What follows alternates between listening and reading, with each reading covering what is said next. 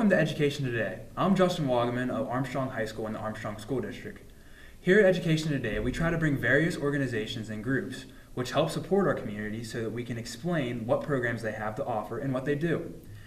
This helps spread information around these organizations that people may likely not be aware of.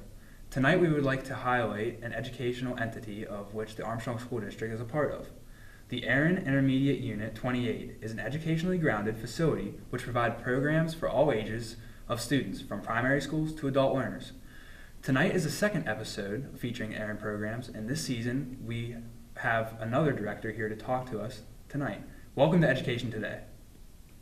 Would you like to please take a moment and introduce yourself to our viewers at home? Sure. I'm Sarah Strokes. I work for the Aaron Intermediate Unit. I am the regional coordinator for our foster care program, which is educational stability for foster care youth. And I'm from the School and Community Services Department. Can you remind our viewers what Aaron stands for? Sure. And where the IU-28 is located? Absolutely. Aaron stands for Armstrong in Indiana. It's abbreviation for the two counties that we work with. Our office is located in Indiana. We also have a small branch over at the Career Link building in Indiana as well. What is an intermediate unit? An intermediate unit is an educational entity who services public and non-public schools. We provide a variety of services such as early intervention, like speech, physical therapy, occupational therapy, special education, and then our department has special services that work within the schools. So like I said, my program is educational stability. For foster care youth, we have a program that works with homeless youth as well. And we have programs that work in homes with families teaching kindergarten readiness and early literacy skills. We know that IU offers many programs. What programs will you be talking about with us today? So today I'm going to tell you about the Educational Stability for Foster Care Youth. It was a program that was implemented during the signing of the Every Student Succeeds Act. What is Educational Stability for Foster Care Youth program? Like, what is that program? So the program falls in line with the provisions for ESSA, or the Every Student Succeeds Act. That act was signed in 2015 by President Barack Obama, and it went into effect in December of 2016. Okay. What does this legislation exactly mean for the program? So when that law was signed into effect, it had amended an act from 1965 called the Elementary and Secondary Education Act. There were Title I provisions for foster care youth to ensure stability in a time when the rest of their lives are chaotic and unstable. You spoke about different provisions that were included in this legislation. Can you talk about the collaboration aspect? Sure. Some of the pieces, the provisions are collaboration, a school placement determination meeting, immediate records release and enrollment, as well as transportation. So collaboration means that children and youth agencies and school districts across the state and across the nation are working together to talk with one another when a child is placed in foster care home or when their placement changes. What are school placement determination meetings and why are they so important? So school placement determination meeting is also known as a best interest meeting. Those happen between the children and youth agencies and the school districts, and there are lots of parties involved. They look at a student's education, where they look at their academic records, they look at special educational needs, perhaps if they have a strong peer group, what the child's preference is, and it's all to determine whether or not it's best for that child to stay in the school that they've been attending rather than the new school school district where they might be living with their foster parents. Okay. Can you tell us about intermediate enrollment and record transfers? Sure. Immediate enrollment for foster care youth means that when they go to a new school after that determination meeting has taken place, They don't have to wait, the school district is not to wait for their academic records or their IEPs or even immunization records.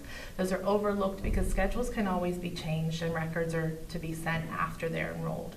With the immediate record transfers, the enrolling school district, as this works with all students when they transfer from one school to another, they're supposed to contact the previous school district and request records are sent, and that's supposed to happen as quickly as possible. What provisions are in place for the transportation?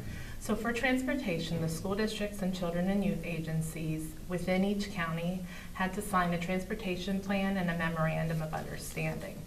They had to list out the procedures on how they would contact one another to make placements. I'm sorry, not to make placements, but to transport the students from their new placements back to their school districts. Children and youth agencies and school districts often split or share those costs because there's often an additional cost that accrues for a foster youth who's traveling between one school district and another. Okay.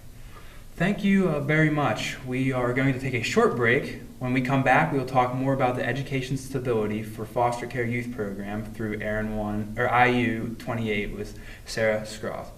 Stick around. Success. We see it every day. Hundreds of majors and programs, bachelor's degrees to PhDs, small classes, internationally known faculty who are committed to your success. Real-world experiences to guide you on your career and life path. An alumni network 120,000 strong. I'm IUP President Mike Driscoll. Visit us. Find your success at Indiana University of Pennsylvania. I'm Indiana County Sheriff Bob Fyhawk. We are all proud of Indiana County, but we must be worried about the negative growth of drugs and alcohol abuse. It is the responsibility of all of us, parents, teachers, and community leaders, to provide the best possible education to our youth in the prevention of drug and alcohol abuse. The law is a deterrent, but education is still our best protection. Help keep Indiana safe and drug-free.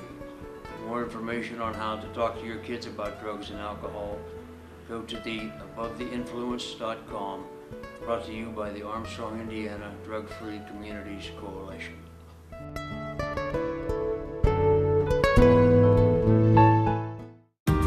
It's hard to explain. It just became home. There are hundreds of majors and programs, bachelor's degrees to PhDs, small classes and faculty that really get to know you. Amazing internships and everywhere, programs that help to find a job that is right for you. It's what IUP is about, a commitment to your success. See it for yourself. Visit us, Indiana University of Pennsylvania. Find your success.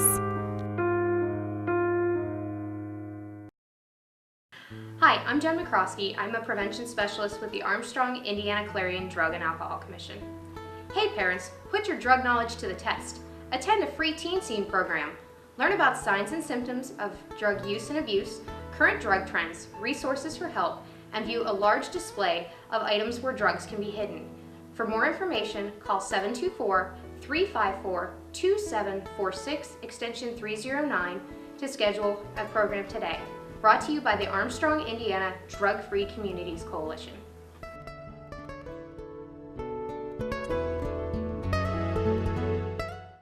And we're back with Education Today. Tonight's topic is the educational stability for foster care youth program, which is through Aaron Intermediate Unit 28, located in Indiana, PA. And we're speaking with Sarah Scroth. In the first part of the show, we talked about various provisions that recent legislation has put into place in the foster care. Why were these provisions necessary? So foster care youth is one of the most at-risk youth in our nation, and that also includes homeless children. Foster care youth have lower graduation rates, higher dropout rates, lower academic success overall, and oftentimes do not go on and graduate from high school. Is there measurable data that shows the impact one way or the other on how the program is corresponding with the legislation? So for the current school year, we don't have any data. The State Department of Education, PDE, reports our data to us the following school year. But as of right now, I don't have access to that data. I hope to have some in the spring when we do our retreat with the other regional coordinators. Okay. Without these positions, what hardships may have students faced? So foster care students, as I said, have lower academic success. When a foster youth enters care, they typically fall behind. Statistics show 4 to 6 months academically. So typically, when we look at that success in the multiple moves, children who are 17 to 18 years old who have been in foster care often move 5 or more times when they're in placement, and so they struggle with attaining their academic goals. 17 to 18-year-olds in foster care often rate at a 7th grade level because of all of the moves and the struggles that they face in the classroom.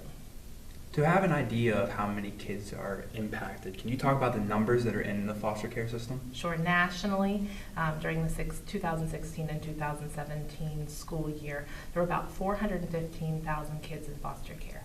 Over half of those, about 270,000 kids, were school age. So we're talking 4-year-olds to 18-year-olds. And those kids in Pennsylvania, there's about 14,000 kids at any given moment in foster care in Pennsylvania. How do students that are in care compare to their peers? So as I said, they have lower academic scores when we're talking about Keystones or PSSAs. Their scores are below basic level.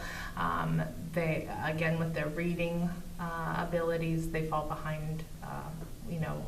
They're not reading at grade level or age appropriate levels.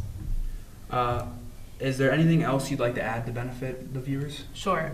Foster care youth often do not go on to college because they have there's such high dropout rates. 1 in 5 kids in foster care goes on to college. Of that group, only 1 in 50 kids who have been in foster care actually graduate and obtain their bachelor's degree or some type of technical degree in post-secondary schooling. What is in place to help these students with state ability to help ensure their success at a higher education? So students in foster care who go on to college, they struggle when they go on to college and can often become homeless.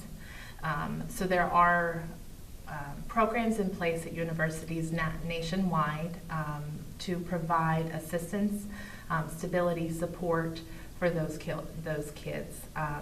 Penn State locally has a program on their main campus. It's called the Fostering Lions program. Sherry McConnell's the program coordinator, and she provides activities. She has school supplies, backpacks, food, snacks, helps with scheduling and other things. She also does dinners with the foster youth on campus, and she's also working with homeless students as well.